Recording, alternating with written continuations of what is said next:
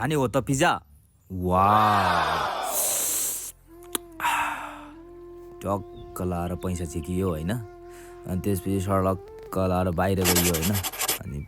पसल बन्द गरियो अनि टक्क लाएर एकछिन यता हेऱ्यो क्या यहाँबाट घरबाटै हेऱ्यो नि त माथि the kings of restro and bar भन्ने चाहिँ यहाँबाट घरबाट जुम गरेर हेऱ्यो अनि त्यसपछि गैरीखाली गइयो होइन ठ्याक्क त्यहाँनिर चाहिँ कालीको स्थान आउँदो रहेछ क्या त्यहाँ ठ्याक्क त्यहाँबाट मासतिर गयौँ कि हामी जाने बित्तिकै ट्याक्कै भेटिएको क्या एकैछिन अनि त्यसपछि चाहिँ हामी सडक्क लाएर भित्र छिर्यौँ होइन भित्र जाने बित्तिकै बाबु चाहिँ टक्क झालहरू पनि टक्क खेलिरहेको छ अनि त्यसपछि हामी पनि के कम भनेर चाहिँ बुढाबुढी टक्क लाएर हामी पनि खेलिदिउँ क्या अनि त्यसपछि चाहिँ टक्क लाएर यताउति हेरिदिउँ भनेको त पुरा सडकको डेकोरेसन त गजब रहेछ क्या होइन अनि त्यसपछि फेरि छोरालाई चाहिँ टक्क त्यहाँ काउन्टरमा घुमाइदिएको क्या अनि त्यसपछि ट्याक्क लाएर चाहिँ आकाश त ट्याक्कै बाटोमा बस्नु भएर चाहिँ ट्याक्क हेरिदिएको क्या एकछिन होइन त्यसपछि सडक भित्र हेरिदिउँ भनेको त हो को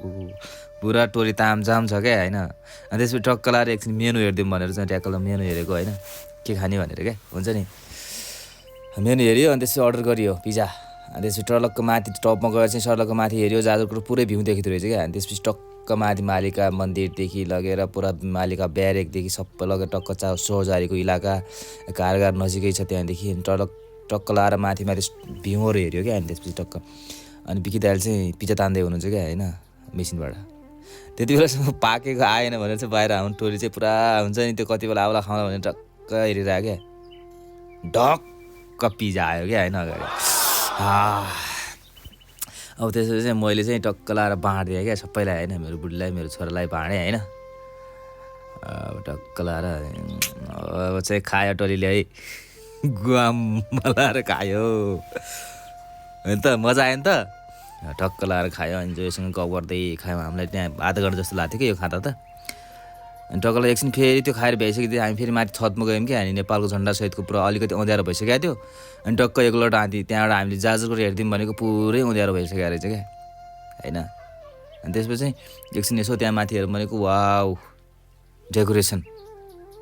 बिन्दास अनि त्यसपछि मलाई पनि मजा लाग्यो भनेर मेरो बुढीले चाहिँ टक्क म पनि त्यस्तो भिडियो बनाउँछु भनेर अनि त्यसपछि अर्को लडा हानिदिरहेको क्या हामीले फेरि को मिठो पनि कस्तो मिठो होइन टक्क लाएर एउटा सिमोमा फेरि अर्डर हानिदिएँ क्या लास्टमा घर ल साथीहरू भिडियो हेर्नुभयो होइन त म यति बेला द किङ्स अफ रेस्ट्रो बारमा छु यो छ कालीका स्थान राणागाउँ नजिकै छ यहाँ चाहिँ विभिन्न प्रकारका खाजाका प्रकार पाइन्छन् भनेपछि